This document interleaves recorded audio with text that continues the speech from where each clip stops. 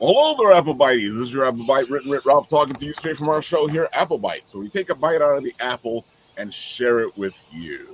And tonight, our pal Jason Douglas is here to talk about all the things he's been up to and the fact that he disappeared off the face of the earth.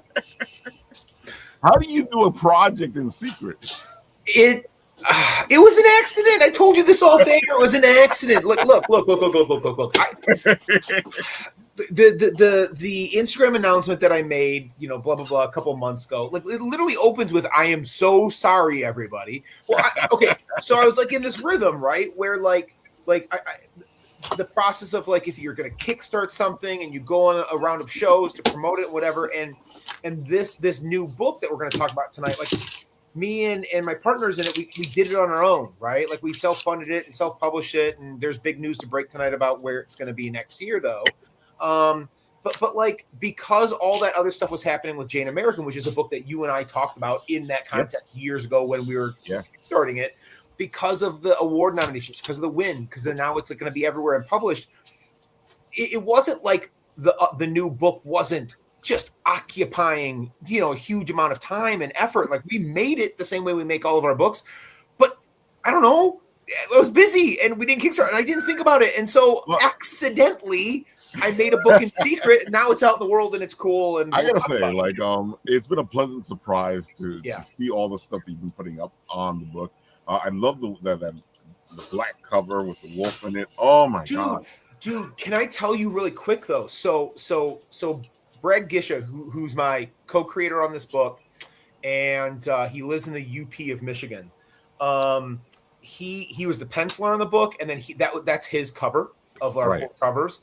And at Cherry Capital Comic-Con, this really cool kind of medium-sized con in northern Michigan, like the only, like it's the only thing like that up there, right? So everybody comes to it, and they do this really cool charity auction on Saturday night at what they call Nerd Prom. And it's for like art education, needy kids in the area. And Brad put the original piece of art up of that book, and it went for several $100s, which is really, really cool. Whoa. So that thing looks like here. Oh yeah, I gotta put you up. Look at how beautiful this cover is. Yeah, so I don't know how well that shows. Oh, it shows. But like, you can see the moon, right? The moon for the eye, and like the trenches. It's a World War I werewolf book. You see the trenches, and like the story is told. It's very clean. It's very pretty. Yeah, that's one of my favorite covers. I mean, I love all four, but that's one of my favorites.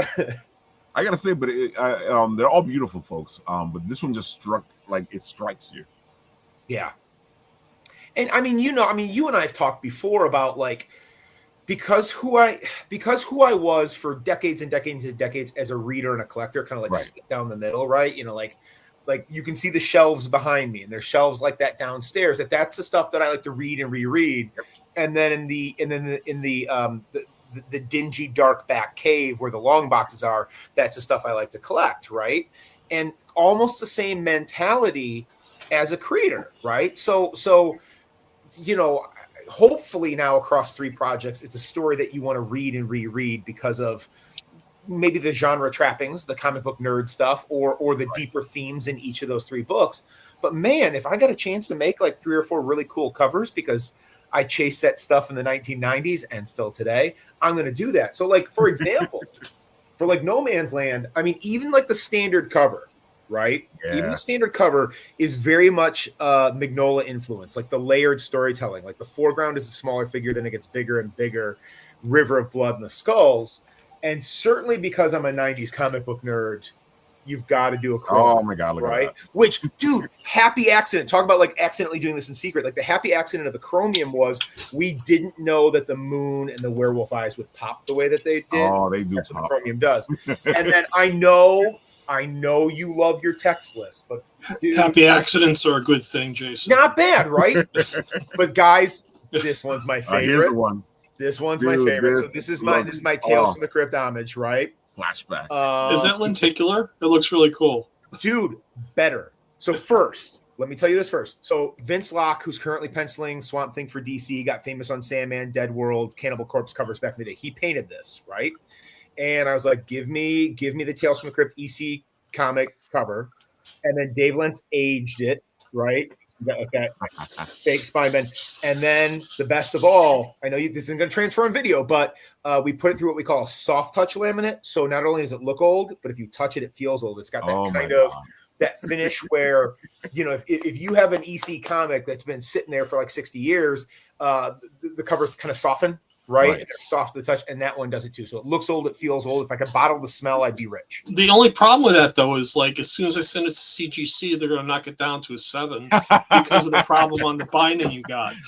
They will not. That's not. It's fake. They won't. There's a 9.8 coming back my way very, very soon. I can guarantee it. Well, you know what? I can promise you it won't, because. Do you remember the old? Remember the Jane American one shot, like before we made the graphic novel, and I did that same process. Cena Grace did the Granddad's Attic variant, which was kind of like that Tintin thing, and we did the same soft touch, and a bunch of those came back 9.8. So they won't be fooled. They've got minor competence going on over there. You'll be okay. Oh, but yeah, that one's my favorite. That one's my favorite cover because because it just brings you back. Oh, look. Oh yeah, there you go. Do you have? Hey, Jordan, do you have the Cena Grace one that we're talking about? It's like the yellow cover. This is the only one I got from you. Okay. Yeah, I just it may have been made in secret, but I'm really proud of this book. So it's a blood-soaked World War I werewolf tale, boys. And during like the last couple months of 1918 in France, our main guy, Robert, he's broken, right? He's like an empty husk of the man that he once was. He's a shell. He's waiting to become a nameless victim of no man's land, right? Right. And then there's this, watch my fingers, a chance encounter with his long lost childhood friends from the UP of Michigan, where Brad's from, and it brings him back for the brink, right? Like it. I don't know. It ignites a spark in him, a chance at life, a chance at long lost love, a reason to live, if you will. And at the same moment, an unnatural terror is unleashed on the trenches and the desolate land in between.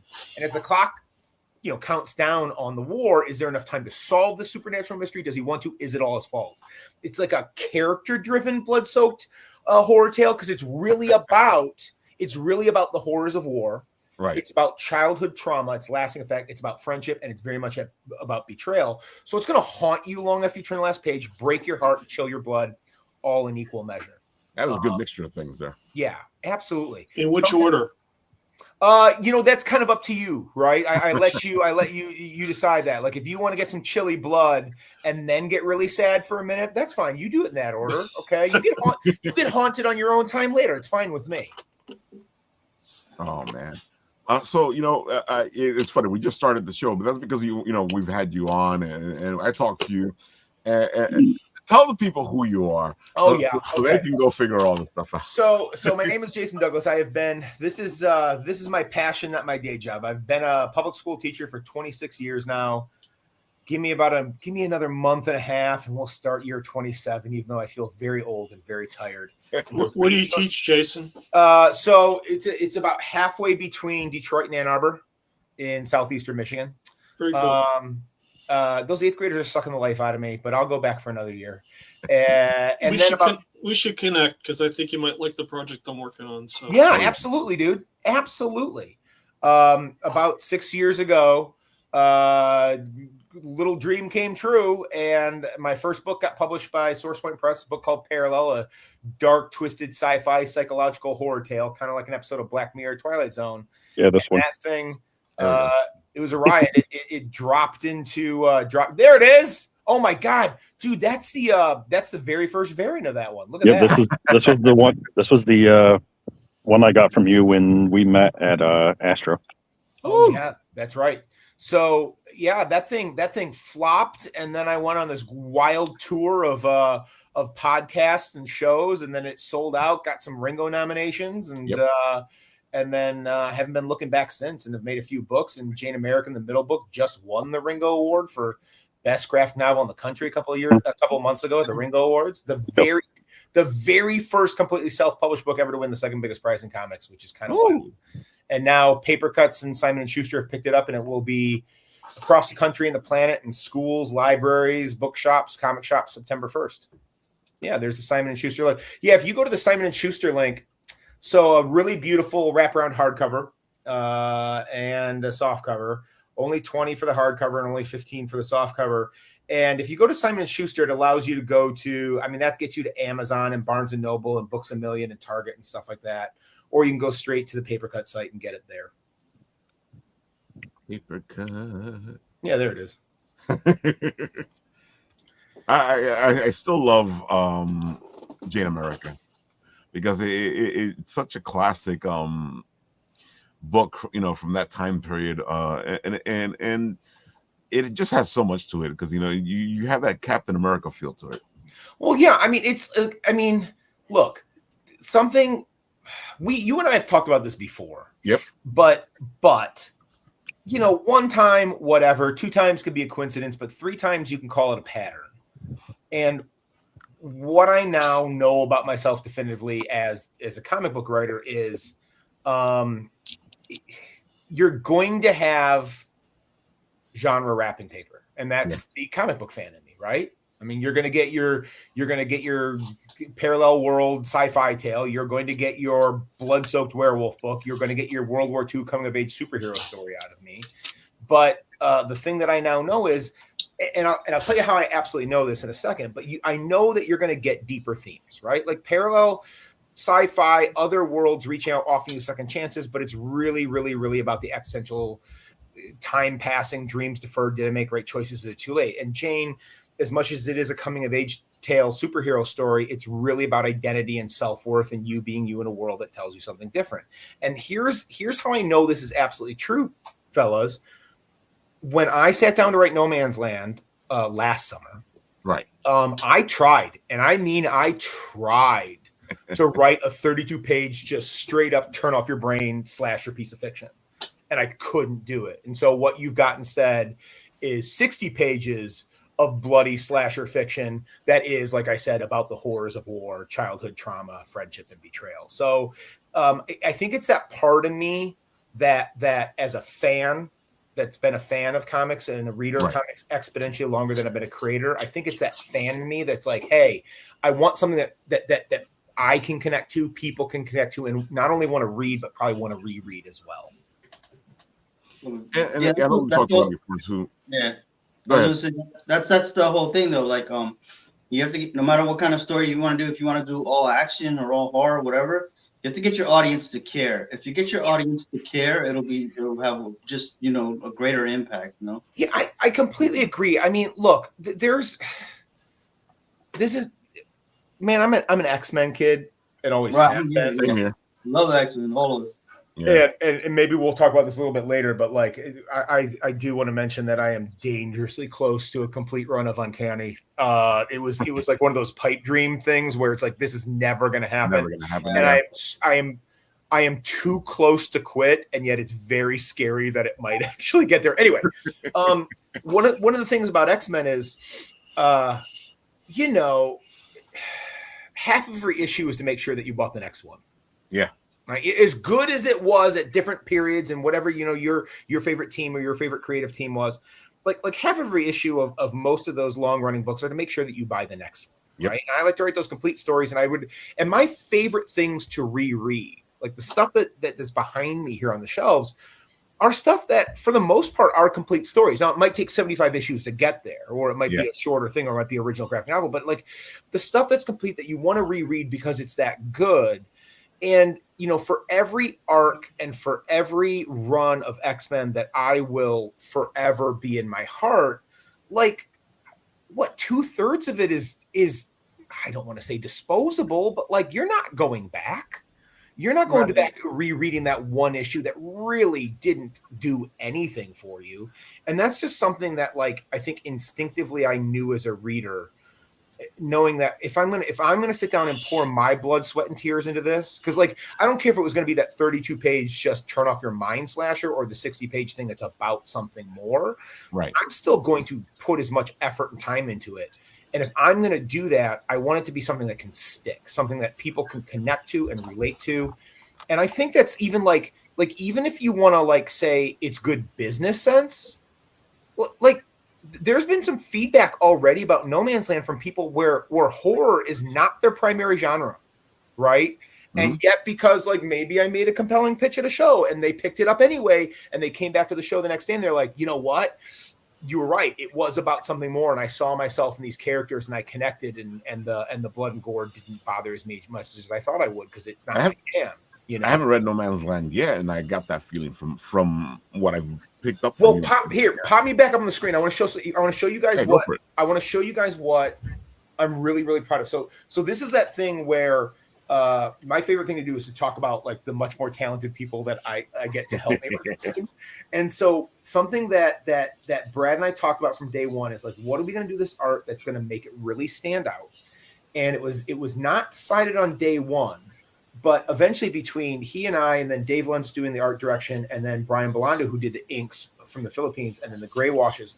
So when you're talking 1918 scenes, we're doing gray washes, right? Which is very appropriate for World War One. But what you're going to start noticing is the blood splatters. Okay.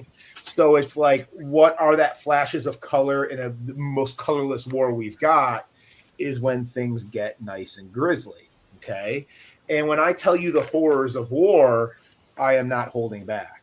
All right. You guys know that those of you who read Jane American, you know that I'm a pedantic history nerd and a stickler for details. Yep. You're not going to see any World War I or World War II helmets on these World War II guys.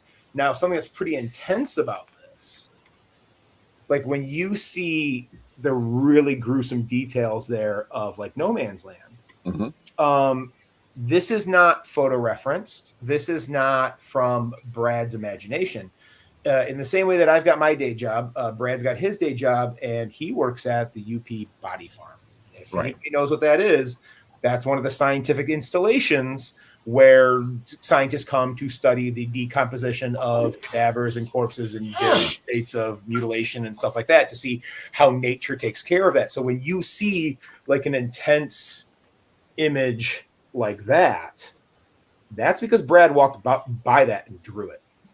Now check this out. This is probably my favorite thing about the art. So I told you about reuniting with our childhood companions. And as soon as that happens, we flash back to the early part of the 20th century and check it out, boys, the warm autumnal tones of innocence of their youth. So we flash into those kind of muted colors until everything goes horrifically wrong. So it's a pretty intense book, but it's also a pretty deep book as well. It sounds like you really crafted it and you went deep into it and wanted to make it more than just a horror book. Oh yeah, for sure. I like I said, I think, I don't know. I mean, you know, my youngest of my three kids is my creepy kid, right? She's the one who brought me back to horror movies like about 10 years ago. And when we watch stuff, I'll tell you, it's the same thing that I talked to you about X-Men issues like a little bit ago. Like there is stuff that sticks with us and haunts us, and there's stuff that's very disposable, and it's turn off your brain, and it's like, I don't really remember the details of it, you know, same kind of thing. And I, just as a reader, because my preference is I want it to sit with me, I want to be tempted to go back and reread it and maybe find something new. I think that's the way I write as well. And that's a good thing, you know, because it gives you a different place to write from. And that's what I like about your books is it may be something that you maybe a genre that you've seen before, but it doesn't feel the same. Yeah. I don't know. I mean, it's the magic of comics, if you ask me. I mean, if you're going to be really specific, it's the magic of indie comics, where there isn't, 80 years of editorial mandate telling you what you can and can't do with a type of story or a character that you can and cannot change.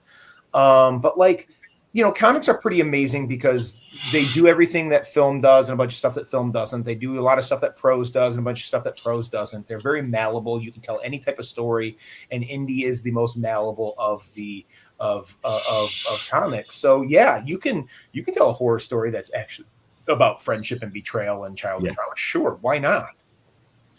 But see, that's the good stuff. That's the ones that you really like. Like if it's just a horror story, it's just a horror story. But if the horror story had something else in it that kind of helps you remember everything, or there was some meat to that story, which, I feel like these days you don't really find too much, meat in your stories.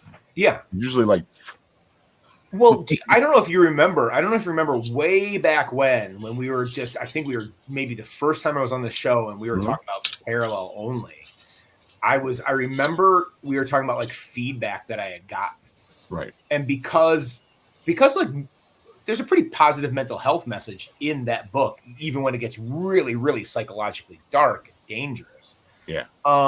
And like I had just started to get feedback from readers about, hey, I read this and I connected with it and I felt less alone. Okay.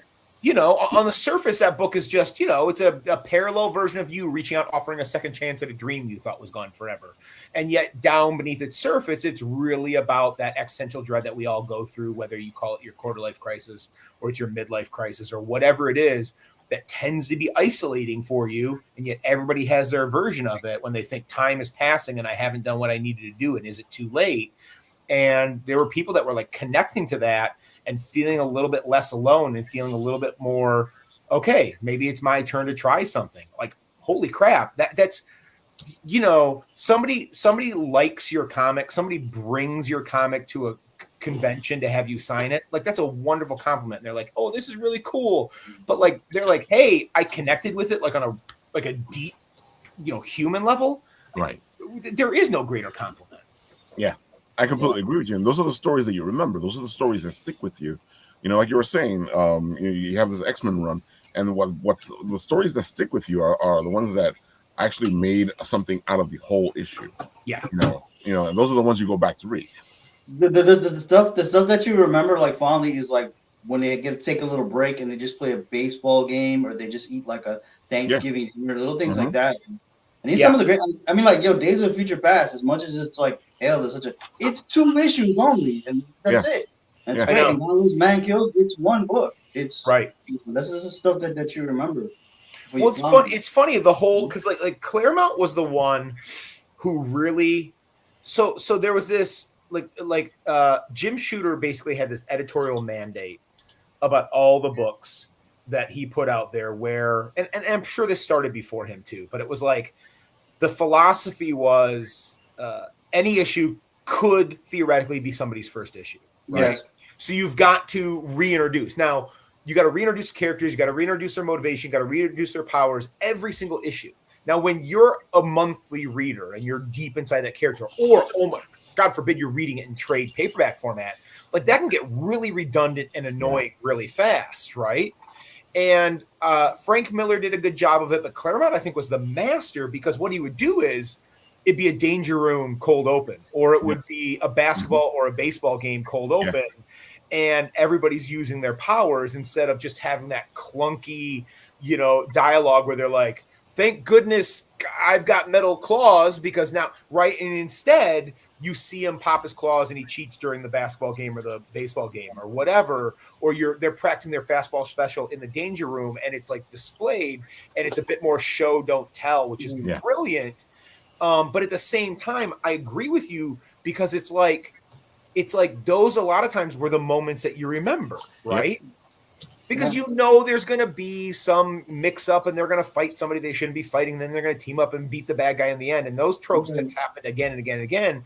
But, man, when they would have that picnic or they would have that baseball game or they would go to the beach, that was like the stuff that you were like, oh, my God, that's so different, and I love it. And it's my friends. It's the people that I read every month. Like after Executioner's song is like, oh, this craziness happens, all this stuff. I can't even remember it. What I remember most is like the conversation that Professor X has with Jubilee, like right after all of it. And it's just a conversation. But all the stuff that happened, I don't even, but you know, that's stuff. That's the same thing with Star Trek. The old Star Trek series is all the camaraderie at the end was the best part between Bones and Spock and Kirk, you know. 100%. That's the best part of it. Yeah. Like X-Men, like especially Claremont and Peter David is really good at this. You can pick up any Peter David comic in the middle of the run, the beginning, the end, whatever. You will feel like you have a complete story. You're fine. He was really. I just posted today on my Instagram on my stories. It's amazing. There's incredible. I just finished the Peter David Omnibus Volume 4 of X Factor. This is just amazing. And I feel like that's why X-Men 97 does well too, because they show those little bits and pieces that Claremont showed when he was doing the original story. Right. You get to see them playing, you get to see them doing things as a family, and you know, and that gives you that family feel, because they want you to believe it's a family, but at the same time, you know, there's books that never give you that, you know, that moment of family that you need to see. Yeah, I mean, and that, I mean, he hit that stride in the, I mean, you know, he started mid and late 70s, but he really hit that stride like in the 80s. Oh, definitely. And then as soon as you bring New Mutants into it, like the whole vibe at the school, and they are teenagers, they're going through it in the same kind of thing. That I know everybody's biased, like, if we're going to talk about comics in general, but if you're going to talk about like the X universe specifically, it's always going to be, you know, your team is your formative team, like the best. It's the same thing that people talk about with Saturday Night Live, right? Like your cast is the one probably at a certain age, right? That was really formative for you. And everybody's favorite X-Men lineup is probably whatever from your certain formative age when you were younger or whatever. But that 17-year run that he did is just, I don't know. It's up there as one of those big accomplishments in the history of comics, if you ask me. Yeah, and that's why Claremont has that respected thing, and it's also funny because they're always coming back to his stories. They're always coming back, and the movies are telling his stories. The cartoons for sure, his stories, and you sit there going, and then other people get upset. I'm like, you know, well, that's because those are the stories. It's a lot of good stuff in there, exactly. Right? Not only that, he's a really nice guy. Yeah. So, it's just like if you see any Fantastic Four cartoon, it's the same exact stories every single time. It's the same. They're always the same, but it's because the material is so great. It still holds up. Yeah. I mean, there's things you have to update, you know, so kids can get, you know, throw a smartphone in there, whatever. But the stories themselves, they still hold up. I completely agree. Yeah. You know, you can tell we're old geeks here. What do you want? Yeah. But I feel like you're able to put that into your books, Jason. You know, you bring that in. You have this feeling of, well, this is happening, but it seems like what you're talking about now with No Man's Land. You got this whole friendship, this whole thing. Yeah. There's all this other bits and pieces. Yeah. Well, I mean, part of that, like, okay, I think there's really two or three things that are really going on every time I sit down to write. And I'm going to talk about this fairly specifically because, like, I was writing today, and partly what you've got is 30 plus years of fandom, right? And just consuming comics across those decades, right? And that's in your brain and that's in your blood then when you're going to create, right? I think that instinctively helps me, like, even early on, like even when I was writing Parallel, right?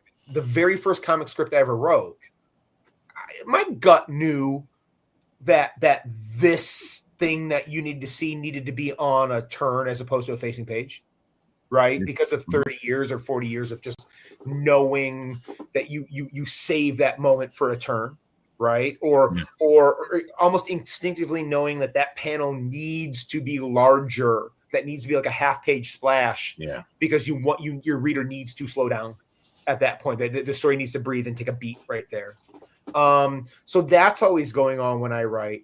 But also think about like my day job for the last almost 30 years now has been as a teacher, and for the last 13 years as like an English teacher, and how many papers I read and how many papers I edit and how many, like, my job is making sure that young people can understand the literature in front of them and things like that. And so there's like a almost like an instinctive communication thing where, no, that if I write it this way, it's not going to work. It's not going to land. It might be clear in my head, but it's not going to be clear on the page. Right. So there's that. And all that's always going on in my head at the same time, trying to make it, legible. Right. Cause that's the thing, right? That's the thing. This is a very teacher thing I'm going to say to you guys. So there's this hierarchy that's talked about in education about the levels of learning, right? And like you hear something and you retain it at this level, you see it, you retain it at this level, you write it down, it locks in more. It's one of these hierarchies. And the absolute pinnacle, the highest level of learning, is when you can take something that you completely understand your head. That is it. Mastery is when you can teach it to somebody else who doesn't. Okay. Right. So like, it's that thing where I think a lot of times like a creator will see it so clear in their head, but that does not mean it's going to translate on the page to some other reader. Like you need to like the complete mastery in teaching, complete mastery in storytelling is when something that you see so beautifully clearly in your head is just as easily decipherable from somebody who's never seen it before. Yeah, I completely agree. And that's what they usually say. And if you can explain things to a kid, you know, you've mastered what you've learned. Yeah. I mean, that's, I think that has been one of my, I was telling you about like the feedback that really warmed my heart about Parallel. The most recent kind of like, oh, that made me feel pretty good. Feedback about Jane American was not winning best graphic novel in the country, was not getting picked up by a national publisher. It was literally when 8th graders this year who found the book before my self-published copies were gone and read it and said, oh, we get it. Like you've got the skeleton key. Yep. It's like we read The Outsiders, 4th marking period, and that's the book that the kids connect to the most because it's, you know, Essie Hinton was 15 when she wrote the first draft of The Outsiders, right? And her narrator is a 14-year-old boy. Like they get it. Because they can smell a middle-aged white dude writing teenage characters from like 10 miles away, and they rebel immediately because like this is BS. This is not how we talk. This is not it at all. And a lot of them read Jane American and said, oh, well, you know, because we had that discussion like. Can you tell she's a teenager when she's writing? Like, yeah, because it, you know, I know it's like, you know, 50 some years old, but she speaks like us, and this is how teenagers think.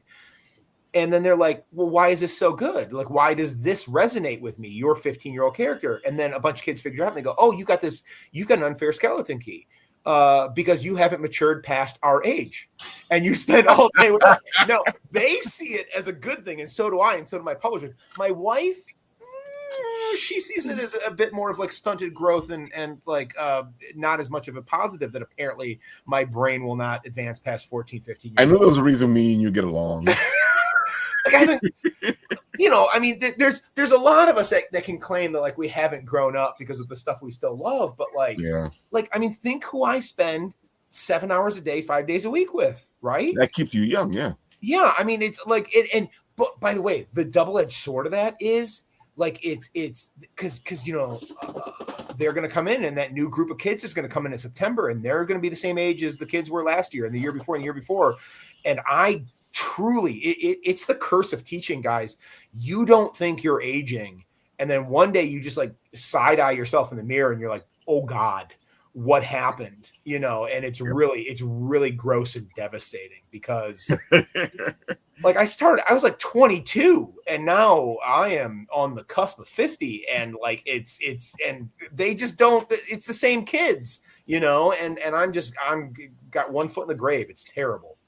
An advantage of writing for young people, not an advantage because my body is like falling apart and my brain says. I say that all the time. It's like I feel like a kid, but my body doesn't.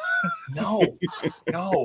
Oh. God, I played pickleball. I played pickleball with my 20-year-old today, and tomorrow there's going to be. I don't know if I'm going to be able to walk.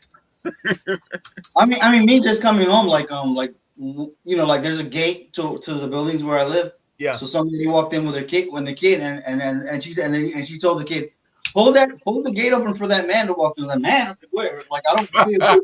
Who's Bill gonna do? But it was like, man, I'm like, who? Like, all right. That old man needs your help. Yeah. I don't feel like I feel like I'm 15. I felt that way since I was 15. I don't, you know. Oh, I know that feeling because I had that moment where somebody was like, sir, and the kids are chasing me going, sir, and I'm like, who are you talking to? It's you, sir. I'm like, oh, okay, sorry. Or someone tells you, Mister, I was like, oh, my dad's over there. Oh, yeah. I do that all the time though. Like if a situation happens, I start looking for the adult in the room, and I'm like, I'm the adult in the room. Just find a mirror. Oh, it's like no, we can't rely on me. Come on. Yeah. Oh man, but I feel you, brother, because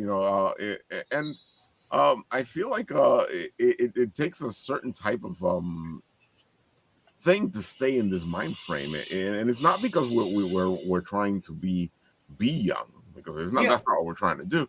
It's just that we're in the mind frame. Yeah. I mean, some people call it arrested development. Some people call it whatever. It's fine, Like you like what you like, and if this genre or if comics or if collecting this or that gives you that pleasure, and you can find your community within it too, like, come on, it's cool. Let people like what they like. Exactly, and I feel like you this is like 4 different projects. And the 4 different projects. I think so. I mean, and I think that's a testament to like me as a consumer of the stuff that I love, right?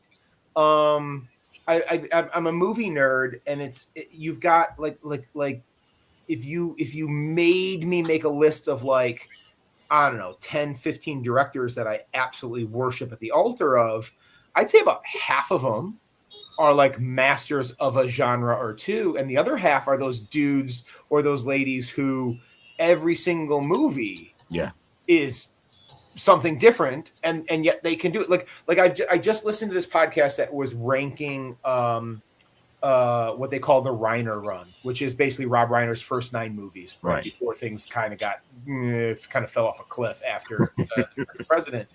And it's like, you look at those 9 movies, and they are all, barring one of them, like top of the list masterpieces in whatever genre, and all of them drastically different genres. And there's a lot of people who cannot do that. I know what you're talking about, because there's been a couple, like when I found out they were Rob Reiner movies, I was like, what? Yeah, it's kind of like that run. Like, if you are not the person who really, really pays attention to like who's behind the film, to hear that dude made This Is Spinal Tap, The Sure Thing,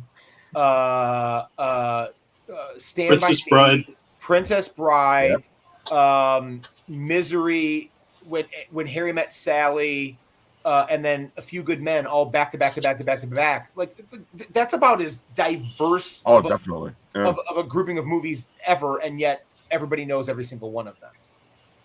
Just you saying them in one. I know, it's like right, like how it's right. It's kind of mind-boggling, right? I completely agree, but I like that. I like when people are able to. But what I love is, I mean, I've said this to people before about music. If you listen to an artist, you can hear their thread through all their music, because they have a thread, and they go, "What are you talking about?" I'm like, it's the same thing with all creative people.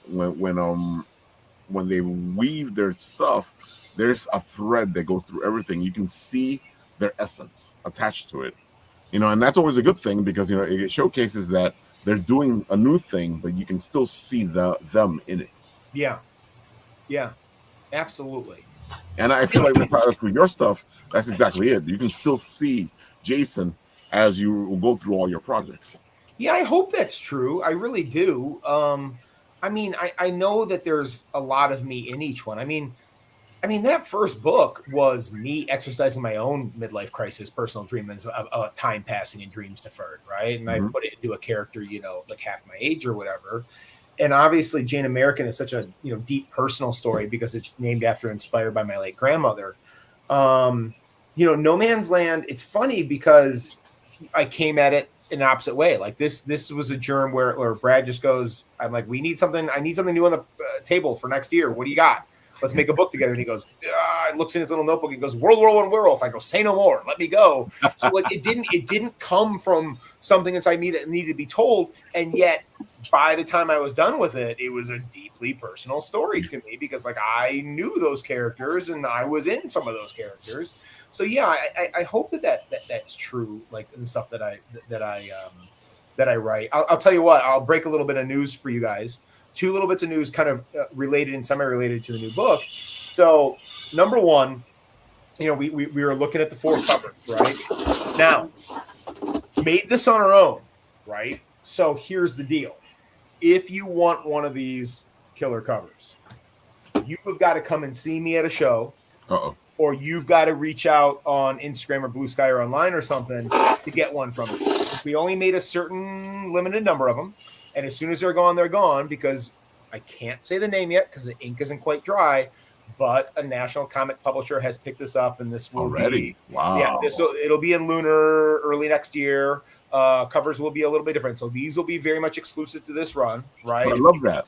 If That's you one want of my favorite things. Well, when somebody does a Kickstarter, I want that to be whatever they're doing in the Kickstarter to stay in the Kickstarter. Right, and that's kind of this same mentality. Even though we didn't Kickstart, we just made it. These are going to be 100% exclusive to you. Get them through us. You get them at a show where I'm at or whatever. And then when they're gone, they're gone. And it might be variations on that. The color's different, the whatever is different, but like this is it. So that is going to be wide next year, which is very exciting, right? You always hope that your thing gets picked up.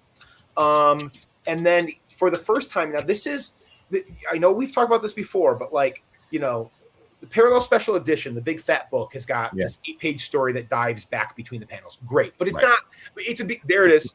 But it's got a beginning, middle, and end, right? I mean, that book is done. We're not coming back to Landon. And Jane American is a complete story, right? It ends.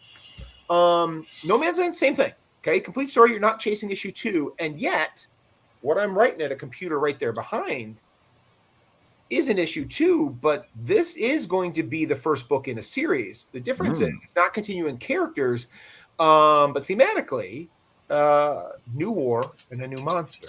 So what's being worked on? What I typed a couple pages of today. Are you guys ready? Go for it. Korean War vampires. Coming.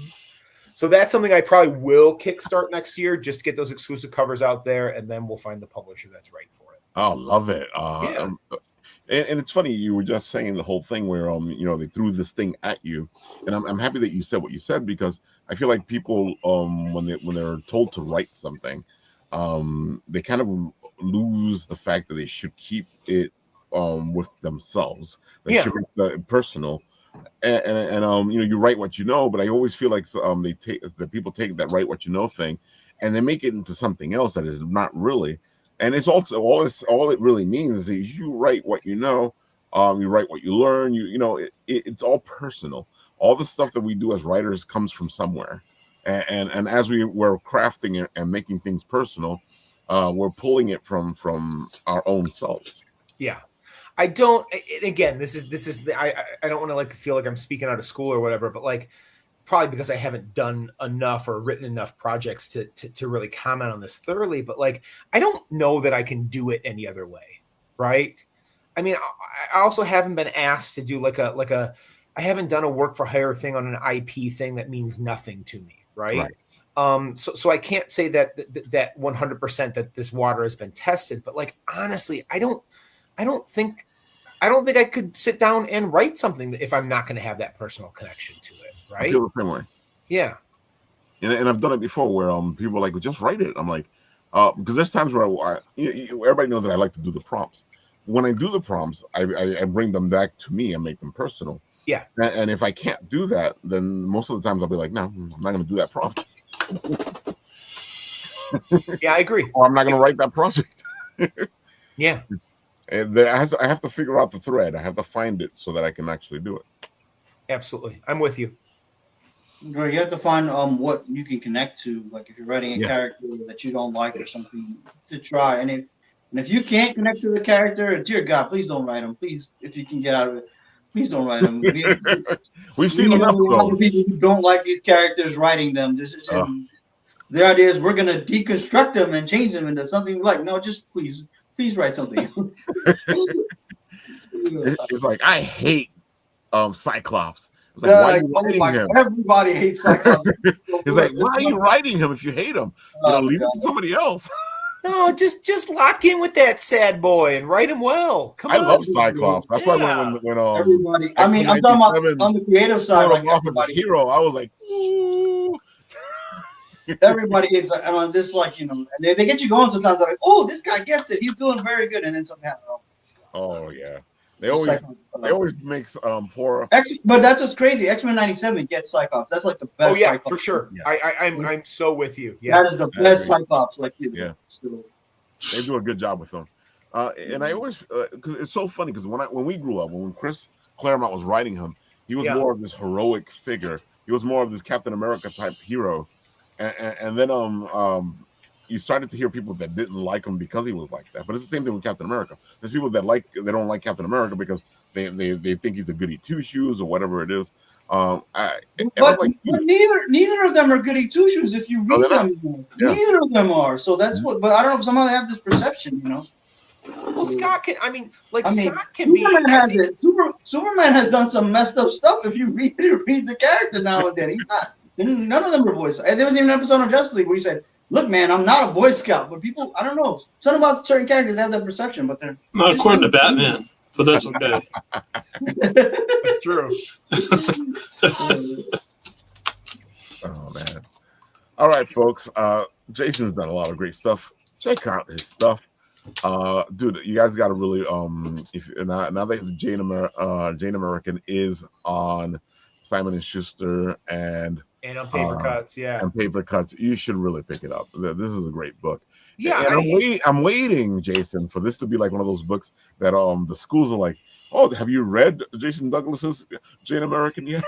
Dude, it's funny because back when we were talking about this in the much earlier stages of this project, right? When we were like testing the waters and we did the 32-page one shot just to see if it could exist in the world, right? Because that was like I was told by much more experienced and smarter people than me, like you can't. No matter what happened with Parallel, right? Whatever minor success that was and the nominations, whatever, like you don't have enough friends, family, or favors to call in to go straight into a Kickstarter that's got like a 144-page hardcover and softcover, because that's like a $20,000 to $30,000 project. Like you don't, it's like I don't care if people like you at all. It's not happening. So it was like we tested it with that one shot. Proof of concept, right? Yeah. And it did so well. And it went gangbuster, folks. And what I did was everybody got paid except for me, right? Like every penny that went over project goal went to defray the cost of the graphic novel to make sure that it would exist in the world. So I mean, like what you and I used to talk about with that project was the immediate goal was I had a promise to fulfill to my grandparents because it was dedicated to them. It was inspired by them. My late grandfather was my research wingman on the beginning of that book before he passed away at age 99. Like it was so personal, right? That it had to exist in the world. And even though I knew that the other goal, the equal goal, was as many people to get this book with a message that you need to be reading today in their hands, right? We call it an all ages book, and that's one of the reasons why people wanted it. But all ages tends to skew younger. When we say all ages, I'm talking 9 to 90, like legit, like no joke. Like this is like you need to buy a copy of this for your mom today. Yeah. Okay. I agree. Now that's the larger goal, right? Like you said, like schools, right across the country. That's what I'm waiting for. I knew I was shooting myself in the foot by self-publishing it, right? Because like the book publishers, I'm not talking about a mid-tier comic publisher. I'm talking about book publishers won't touch you with a 10,000-foot pole once it's self-published. And that always bugs me out. But you see it a lot, and that's why they tell you don't self-publish. I'm like, right, like you've got to. I mean, the rule is you've got to get a literary agent. You got to get a lit agent, and then you spend a year to 3 years with a pitch, not a book, a pitch that your lit agent takes to the big houses, and they consider, and it goes through their process and whatever, and usually nothing happens. And I knew I couldn't do that because I had that promise to keep, and then. Very much just like everything that's kind of happened in my career, this very atypical thing happened, this thing that goes against the grain of everything that you're told is how comics work. And even though it was self-published, it caught on to the degree that it did at shows and at cons and on shows like yours. And it sold well enough and got into the right hands, and it got those Ringo nominations, and then it won. It's a self-published book. It beat Scholastic books. You know what I mean? And the executives and publisher of Paper Cuts were at the award show and saw my speech. Nice. And like they came to me and I was like, I don't have a lit agent. They're like, well, we're calling you, so you don't need one. You know, like we made the rules, we can make our own rules. Exactly. And suddenly now that second part of the dream is like about to come true. I was at ALA, American Library Association conference in Chicago, not this past weekend, but the weekend before. And basically just talking to librarians about the book, right?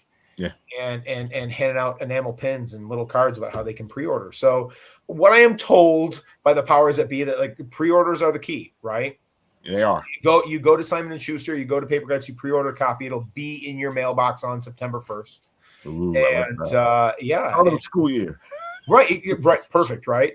And then all fall, I'm doing a crazy book tour where I've got like, I think I've got four big conventions, Barnes and Noble signings, Schuler's book signings, bunch of comic shops, working on a couple of like historical societies and stuff as well. But basically, just about every weekend from September through December, I will be somewhere signing that book.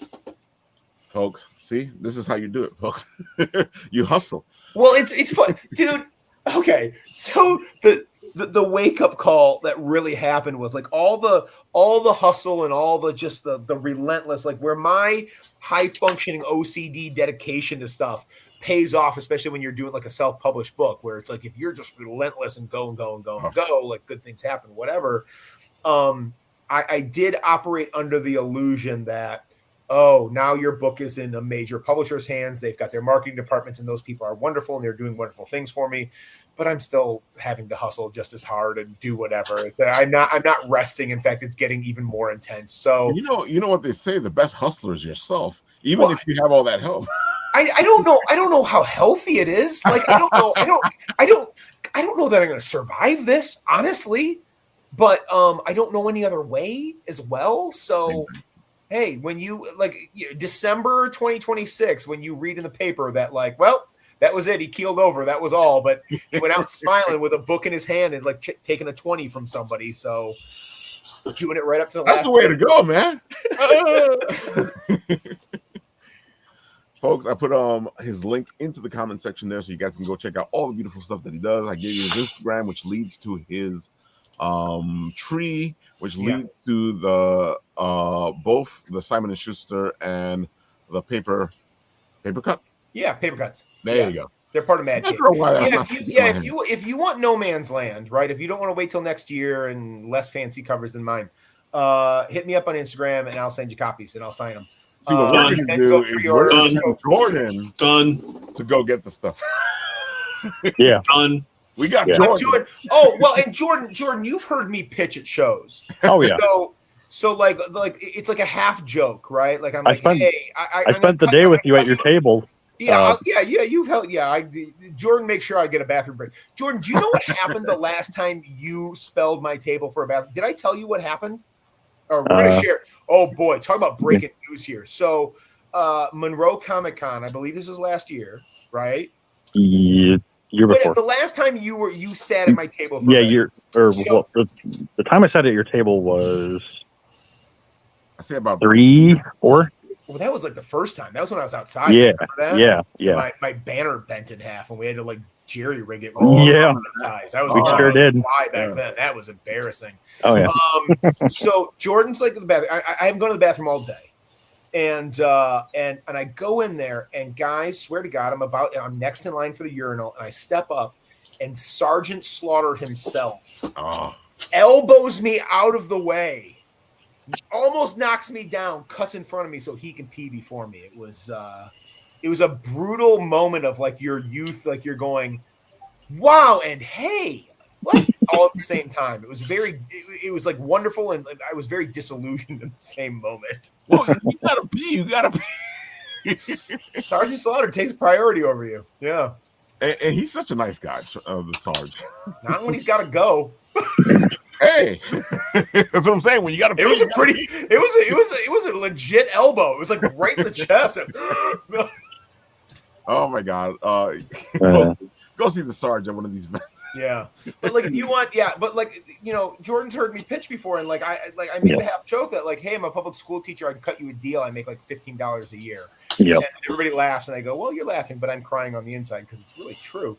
But you want all 4 of those really cool covers before they're gone, because that text list that you love is going to go, and the EC homage variant is going to go, because I printed a lot less of those. But anyway, if you wanted all 4, I'm doing a bundle, right? I'm knocking $30 off of that, and I'll take care of shipping on that. So yeah, I just want people that's the thing, right? Like the fan in me comes first, and because it's not my primary occupation, because it's not my primary source of income, this is my passion, right? I want other people to enjoy my books too.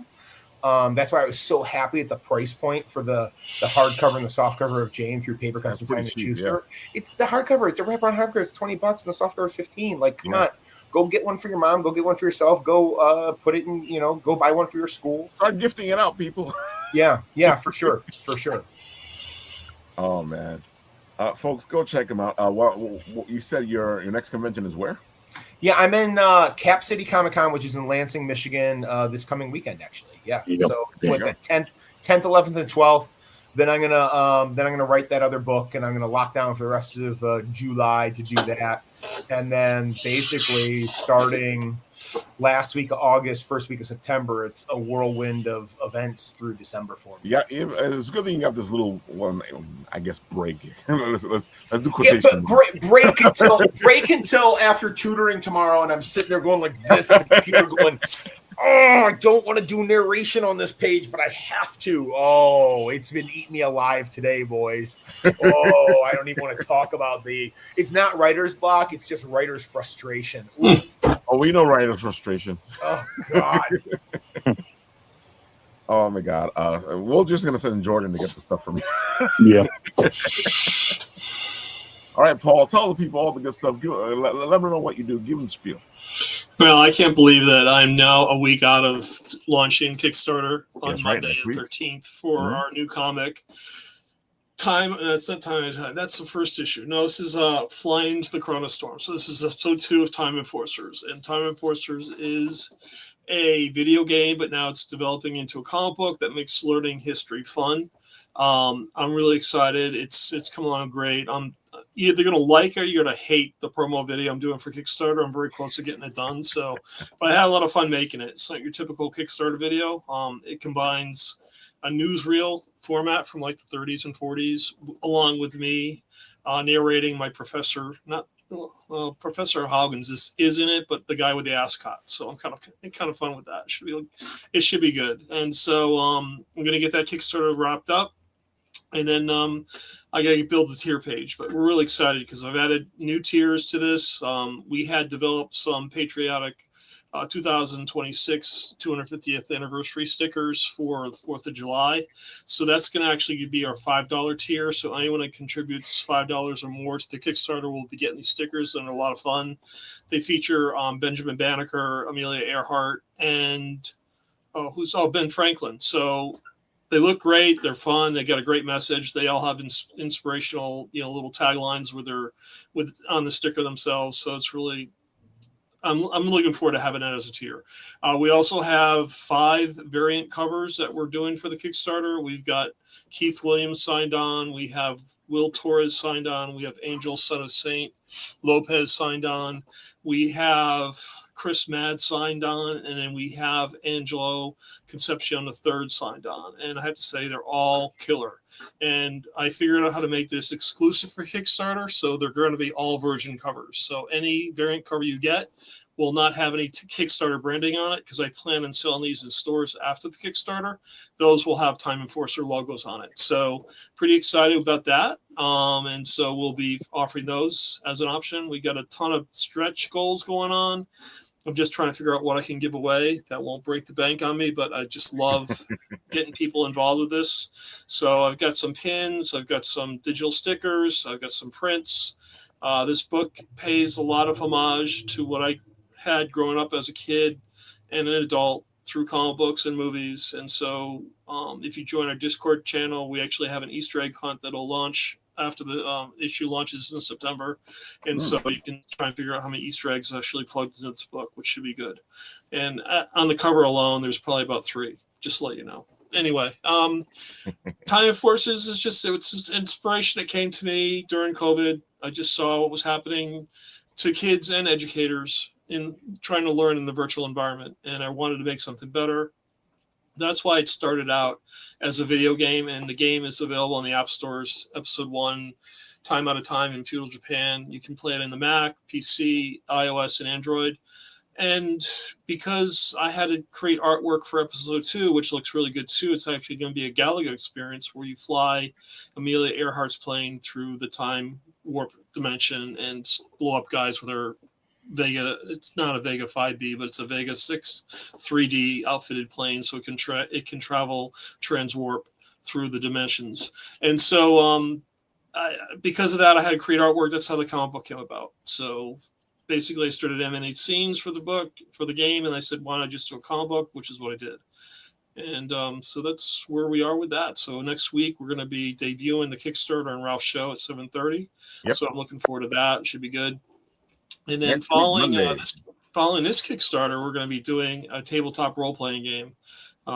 Ralph drags me to these shows all the time, and so I go to Long Island Tabletop, which is where I was at that one dressed up. And I said, well, I can do this too. So I created a tabletop game for Time Enforcers. And I really wanted to make it easy for the kids because we're trying to make this as successful as possible. So it has some great mechanics in it in terms of basically a Trivial Pursuit game, but it also incorporates Dungeons and Dragons and role playing. And so it's really trying to get kids involved using their creativity, but also stretching their brains by answering trivia questions. So that's really the idea for the tabletop game. And I'll be doing the Kickstarter, hopefully following a successful comic book campaign in probably October or November at this time. So should be good. Love it. Love what you're doing. Keep it up. It's right next week, Monday the 13th. Yes, Monday the 13th. We'll be here talking all the beautiful things about Time Enforcers. The Kickstarter kicks off at 10 a.m.? Kickstarter kicks off at 10 a.m. We have an early bird discount offer. So for the first 48 hours, it's 20% off the entire tier level. So any tier that you want to contribute to, you get 20% off. I told you about the 5 variants. We also have, in addition to the soft cover, we have a hardcover edition. Over the past couple of years now that I've been doing cons, I've been asking different artists to do their rendition of the characters from my game, and I have a ton of art that I'll be featuring in the back of the book in a gallery section with all the artists with all the artists' information included there. And so I really want to get notice to the people who took their time to interpret my characters and hopefully get some notice once this book launches and people understand just how great a talent these people are. So I'm excited about that. We're going to be offering, what else are we doing on the Kickstarter? The soft cover, hardcover. The stretch goals are really what I'm excited about because I've got a whole bunch of stuff lined up. And if we keep hitting goals, I'll be essentially giving stuff away at that point because I just will be totally ecstatic. So you've built up a great amount of swag, so I can see it. Yeah, I'm a capitalist, but I don't want to make money, so it's okay. It's all right. I give too much stuff away. So it's kind of where we are. And it's going well so far. I'm about 2 days behind on my schedule, but what's sleep? So I'll just deal with it. Well, it was a holiday weekend, so I had a feeling you were going to be a little behind. Nah, it wasn't even that. I just, I started working on the video and just realized what all the content I had was getting too long. So I know most videos are like 2.5 minutes. This is going to be like 3.5 minutes. So if you can sit through it. Well, it's all between 2. It's like under 5. It has to be under 5. If you want to maybe keep it under 4, especially from what we've seen from Kickstarters, it's usually in that area from 2 to 3 minutes. Yeah, it's going to be about 3.5 minutes. So it should be good. So it's got a little bit of everything in it that I've had over the past year and a half doing shows and exhibiting at cons. And so it should be good. Folks, I hope you guys are here to see all the great shenanigans that will happen next Monday, 7:30 p.m. Eastern Time for the Time Enforcers kickoff. Yeah, I forgot to mention, if you do go to the pre-launch and you do sign up, you of course get a free digital copy of this book. So that's available. So you can get that as a PDF. Okay. And then if you contribute $5 to the pre-campaign, I'm offering a set of 2 dossier cards that come in a pack. It actually has additional stuff in the pack. So the first 2 cards are Amelia and Nick. And these are actually going to go into the game as well. So if you have VIP cards and you play in the game, you're going to get power-ups. And the thing about it is, if you don't order the cards now, you won't be able to get them after the Kickstarter starts because it's only available at pre-launch. So for $5, you get these packs. I'll give you a hint. There's actually a hologram sticker on the inside too. It looks really cool. It's an official. It's an official Secret Circle badge you get. So if you know Secret Circle, you know Ralphie, you know Christmas Story, then you know what I'm talking about. So pretty cool. It's funny. Yummy's like, I had to sign up. I need the Ralph card. You got it, man. So you got Nick and Amelia, and then I think during the Kickstarter I'll be offering 2 additional cards during the campaign itself. I'll probably be doing Kaizen and maybe Benjamin. So pretty cool. There you have it, folks. Go check them out. And of course, as always, we're gonna show off the little video that he created. It's not shared. Los Angeles, the city of angels. It's played. 1947. The war's over, but the streets still feel like they're fighting somewhere. Something sinister. The air's thick with the whiffs from Pan's 24, all-you-can-eat blue plate special, hot asphalt, and bad intentions. Neon signs buzz and flicker, casting purple and green halos into the puddles. Ripples that shift the wrong way, like the streets casting reflections of someone or something that should not belong here. That's when you'll find me, Nick of Time, detective, time enforcer, and the guy they call when history's about to get itself into a knot. Some folks say I'm as tough as a $2 steak, and they're not wrong. But I've got a soft spot for the ones worth saving, the lost souls, the underdogs, the ones who never got their fair shake.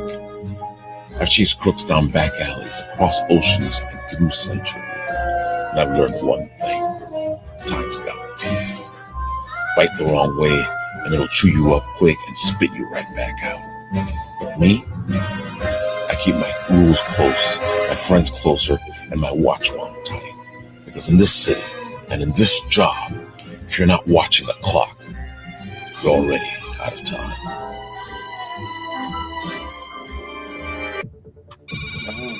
I'm still amazed at the whole thing. How'd you get Nicolas Cage to reprise of Spider-Man? Well, great job, Rob. Yeah. Yeah, the other big news is I have this whole program for the education framework that I developed. It's called History All Around Us. We actually just got it registered as a trademark, so I'm pretty excited about that. Oh, nice. Yeah, so it came through last week.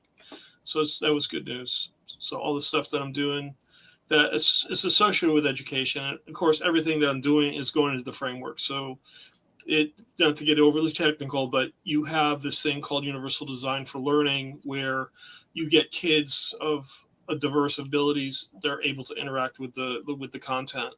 And so the graphic novel, the tabletop role-playing game, the video game, but also the education aspects behind it as well, are all built on that Universal Design UDL for Learning framework. And so we have a whole system set up where we have journals for kids to write in daily. We have provide them the ability to actually choose the subject they want to learn with student agencies. So if you're going to be learning about feudal Japan, you'll be able to choose the person, place, or thing you want to investigate.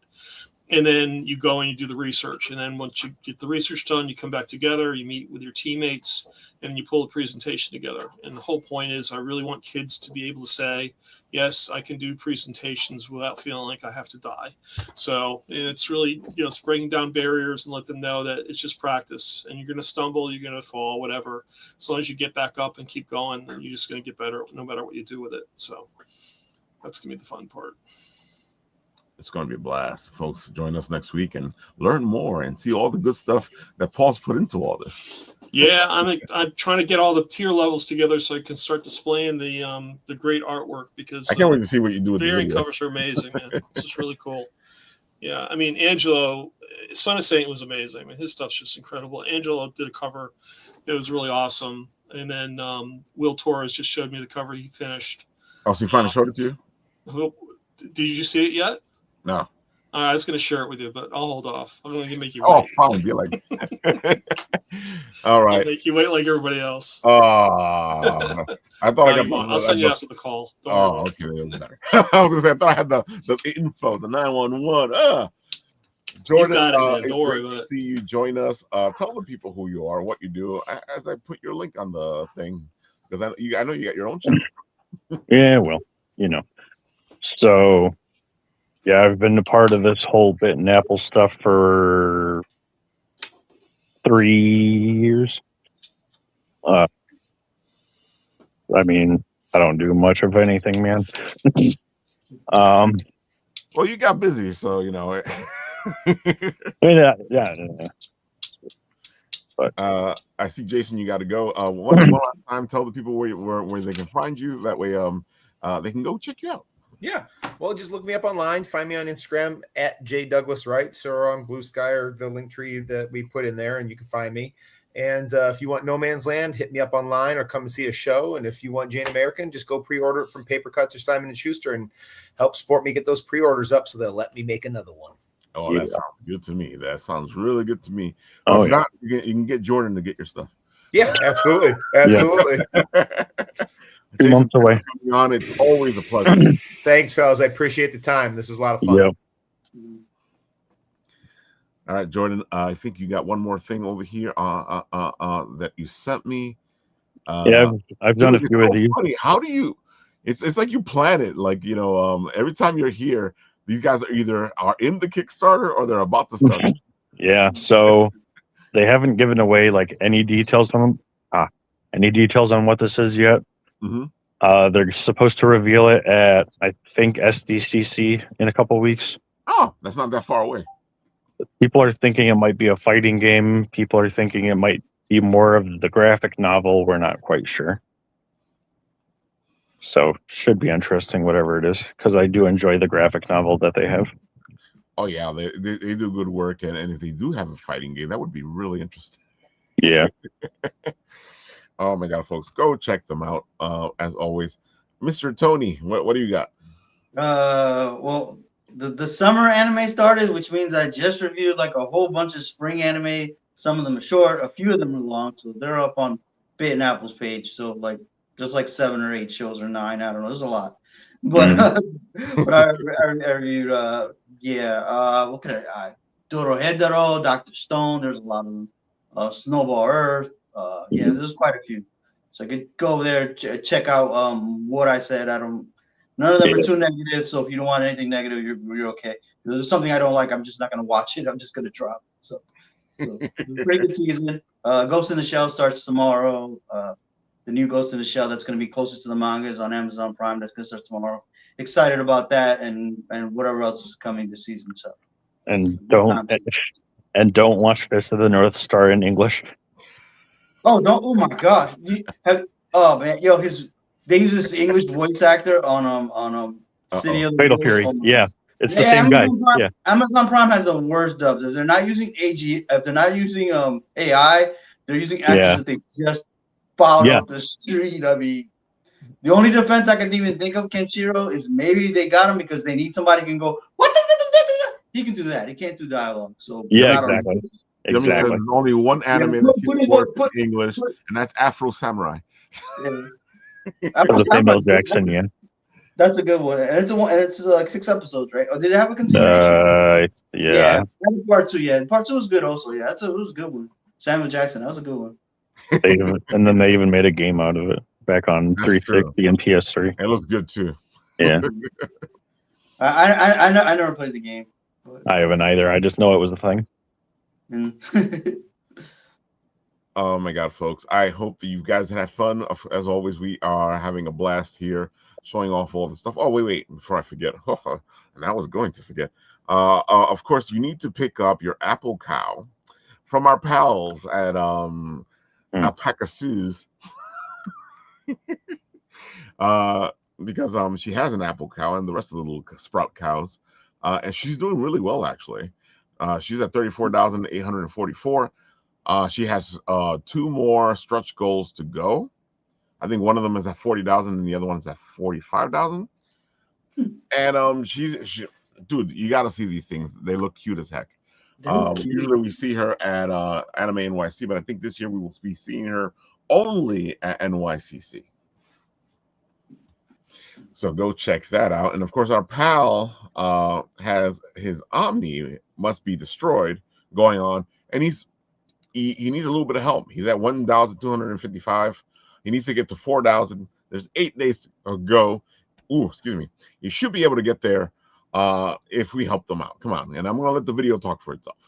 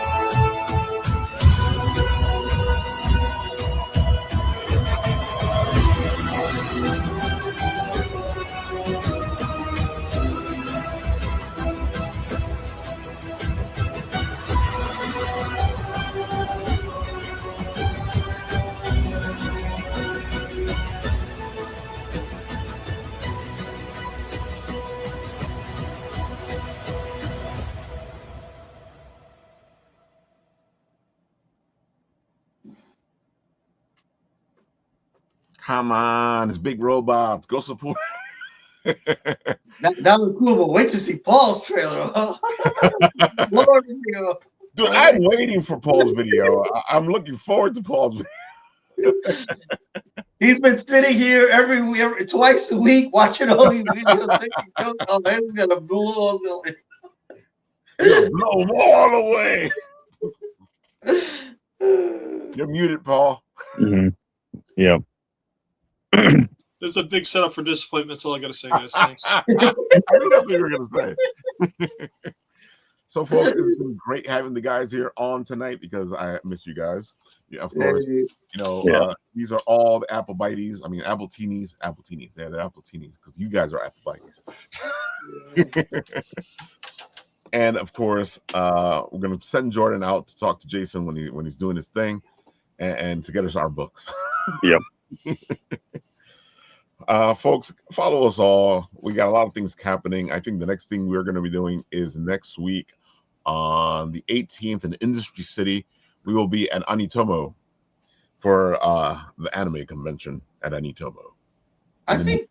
Oh no! Darn it! Every time, man. Every time you come, I know it came out. This is like right up your alley, Tony. But you're usually busy. I mean, I have plans that weekend. Maybe I get out of it. But every time I can't make it, I'm like, oh, I think I get. Nope, I just remember. Every time, it'll happen sooner or later. Yeah, next week we'll have a couple other people come from Anitomo here. I think Jesse's doing Anitomo, and he'll be here because Jesse is at. No, yeah, Jesse will be at Anitomo because Jesse is debuting his Kickstarter at Anitomo. So he'll be here next week to talk all the beautiful stuff that he's doing, and we might have a couple of surprises from Anitomo here on the show. We'll see. With that, I'll do what happens on this show, and that's this thing over here when I press the button and this happens.